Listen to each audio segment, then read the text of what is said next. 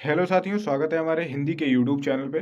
आज हम किन्हीं प्रतियोगी परीक्षाओं में पूछे गए 50 क्वेश्चनों की श्रृंखला लाए हुए हैं, जो पुराने प्रीवियस ईयर के जो क्वेश्चंस हैं वो मैं आज आपको कराऊंगा। तो चलिए स्टार्ट करते हैं। पहला क्वेश्चन है हमारा, काकल्य वर्ण कौन सा है? काकल्य वर्ण जो हा होता है वो हमारा काकल्य वर्ण होता है।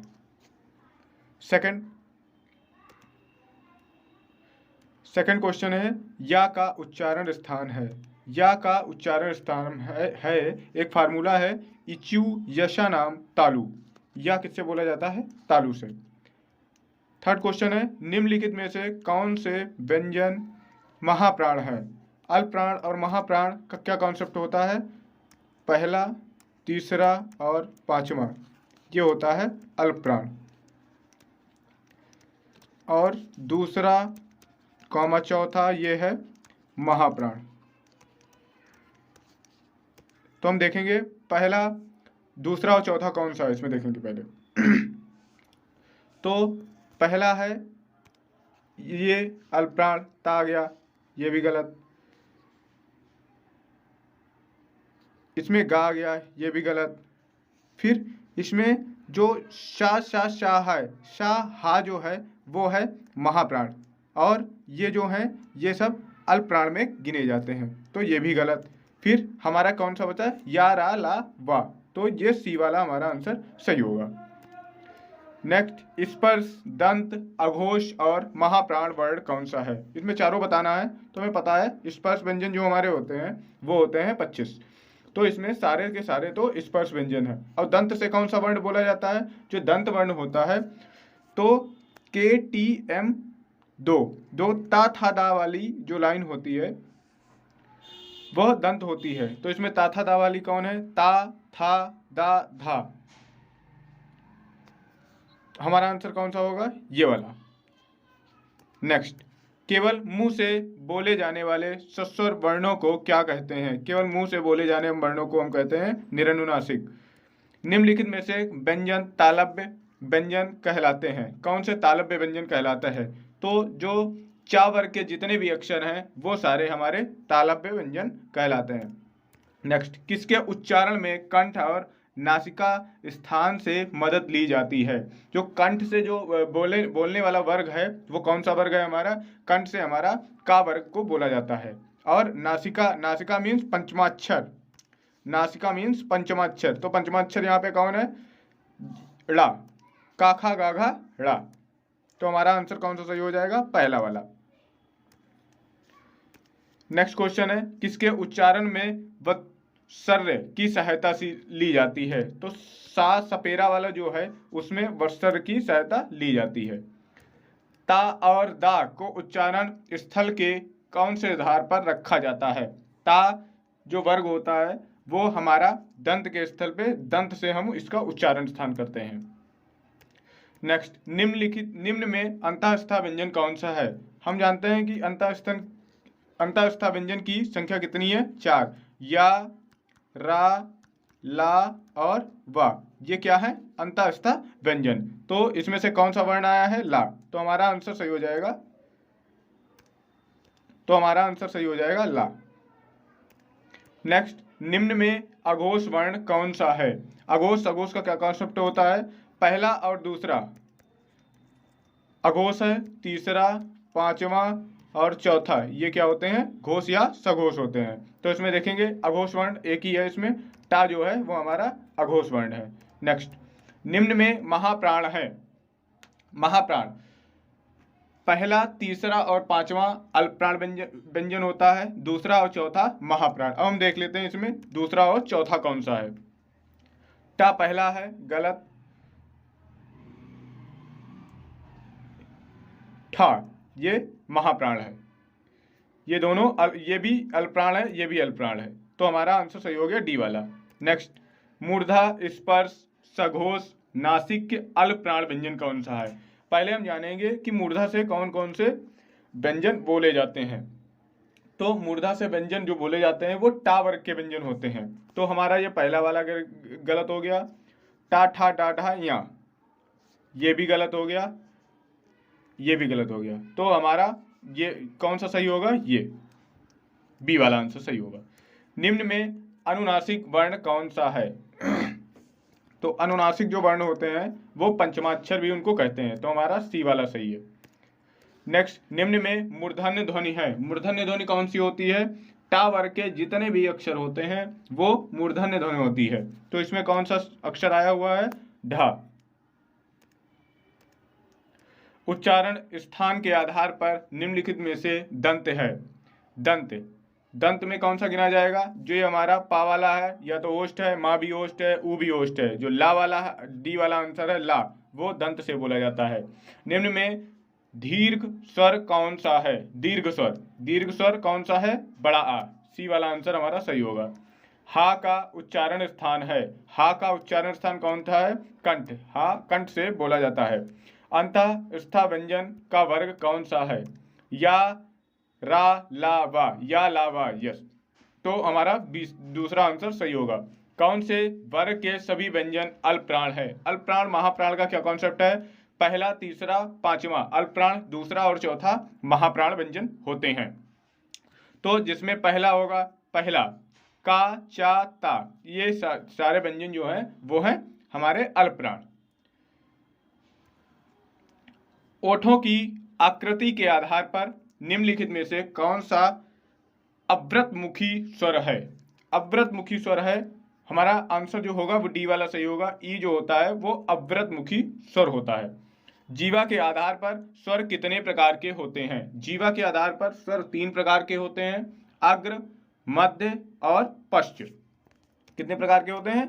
स्वर 3 प्रकार के होते हैं।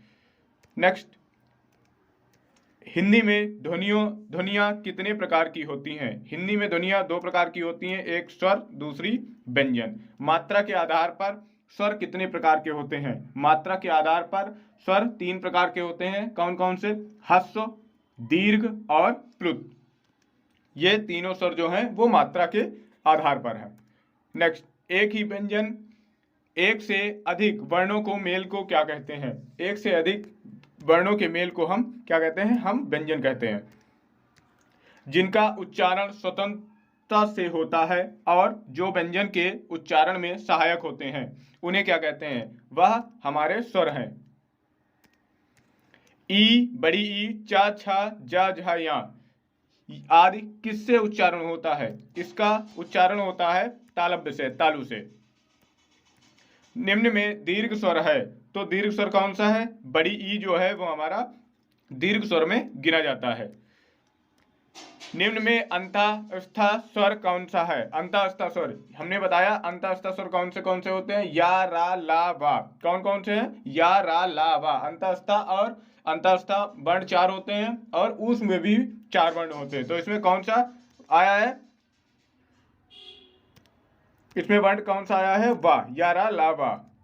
नेक्स्ट, निम्न में अल्पप्राण व्यंजन है। अल्पप्राण पहला, तीसरा और पांचवा अल्पप्राण होता है, दूसरा और चौथा महाप्राण होता है। तो इसमें दूसरा कौन सा आया? टा, ठा, ये है अल्पप्राण। निम्न में घोष वर्ण है। घोष, अघोष पहला और दूसरा अघोष, तीसरा, चौथा और पांचवा घोष या सघोष कहलाएगा। तो पहला और दूसरा तो कटी जाएगा क्योंकि वो अघोष में आएगा। ये भी, ये हमारा जो सही हो गया ज वाला, डी। आंसर कौन सा सही है? डी वाला। निम्न में ओष्ठ वर्ण है। निम्न में ओष्ठ वर्ण कौन सा है? जो ऊ है वो हमारा ओठों से, होठों की सहायता से बोला जाने वाला वर्ण है, तो क्या कहलाएगा? ओष्ठ। वर्ण तालिका के अनुसार ह्रस्व, दीर्घ और प्लुत क्या है? वर्ण तालिका के अनुसार ह्रस्व, दीर्घ, प्लुत क्या है? ह्रस्व, दीर्घ, प्लुत क्या है? स्वर। ये मात्रा के आधार पर स्वर के भेद किए गए हैं। नेक्स्ट, निम्नलिखित लिखित भाषा के मूल ध्वनियों के लिए जो चिन्ह मान लिए गए हैं, जिन रूप में ये लिखे जाते हैं उन्हें कहते हैं, उन्हें हम लिपि कहते हैं। सबसे पहले उन्हें हम लिपि कहते हैं। पा, फा, बा, भा, मा व्यंजन होते हैं।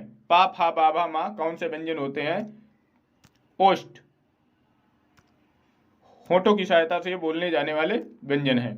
2 व्यंजन जब एक साथ मिलते हैं तो क्या कहलाते हैं? जब 2 व्यंजन एक साथ मिलते हैं तो वह संयुक्त व्यंजन कहलाते हैं। क्या कहलाते हैं? संयुक्त व्यंजन। निम्न में अघोष वर्ण कौन सा है? निम्न में अघोष वर्ण कौन सा है? अघोष और सघोष का क्या कॉन्सेप्ट है? एक और दो, जो पहले के दो अक्षर होंगे वो अघोष होंगे, 3 4 5 वो घोष या सघोष होंगे। तो इसमें अघोष पूछा गया है, तो अघोष कौन सा है? पहला और दूसरा। तो इसमें पहला कौन सा है? बी वाला, पा। नेक्स्ट, निम्न में कंठ वर्ण कौन सा है? जो कंठ से बोले जाना वाला वर्ण है। तो कंठ वर्ण कौन सा है? आ है, वो कंठ से बोला जाता है। नेक्स्ट, निम्न में दीर्घ स्वर कौन सा है? दीर्घ स्वर, निम्न में दीर्घ स्वर कौन सा है? बड़ा आ, वो क्या होता है? दीर्घ स्वर। नेक्स्ट, निम्न में महाप्राण व्यंजन कौन सा है?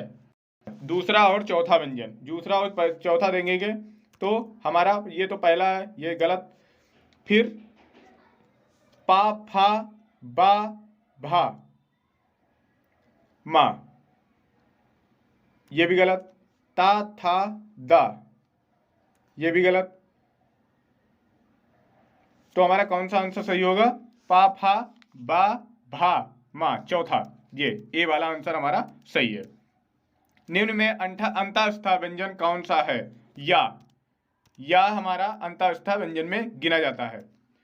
सघोष वर्ण कौन सा है? सघोष वर्ण मीन्स 3 4 5 में आने वाले, जितने वर्ग में आने वाले वर्ण हैं वो सारे सघोष हैं। तो इसमें कौन सा सही होगा? 3 4 5 में ता था, ये भी गलत। पा, ये भी गलत। पा फा बा, हमारा आंसर तीसरा सही होगा। ऊष्म व्यंजन कौन सा है? ऊष्म व्यंजन शा शा शा हा है जो ऊष्म व्यंजन है। निम्न में कौन सा स्वर कंठ और तालु से दोनों से बोला जाता है? निम्न में से कौन सा स्वर कंठ और तालव्य से बोला जाता है? जो ए है वो कंठ और तालव्य से बोला जाता है। जिन स्वरों के उच्चारण में नाक से हवा निकलती है उन्हें क्या कहते हैं? उन्हें क्या कहते हैं? अनुनासिक स्वर। निम्नलिखित में से कौन सा अंतःस्था व्यंजन है? अंतःस्था व्यंजन या रा ला वा, तो इसमें कौन सा सही होगा? ला। अनुस्वार किसका कार्य करता है? अनुस्वार किसका कार्य करता है? अनुस्वार जो है वो पंचमाक्षर का कार्य करता है। निम्नलिखित में से पाश्चर्विक ध्वनि कौन सी है? जो ला है हमारी वह पाश्चर्विक ध्वनि है।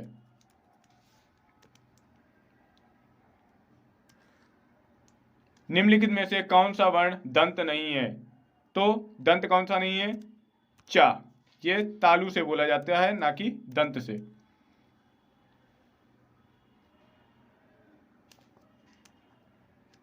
हिंदी स्वरों का वर्गीकरण जब जीव के आधार पर किया जाता है तो निम्न में से कौन सा भेद इसके अंतर्गत नहीं आता है? जीव के आधार पर 3 भेद होते हैं, ह्रस्व, अग्र, मध्य और पश्च स्वर, ये होते हैं जीव के आधार पर। और मात्रा के आधार पर जो है वो है ह्रस्व, दीर्घ और प्लुत। तो इसमें जो जीव के आधार पर है वो है अग्र, मध्य और पश्च। तो अग्र हो गया, मध्य हो गया और पश्च हो गया। तो आंसर हमारा सही होगा ये बी वाला। ये जो विवृत स्वर है ये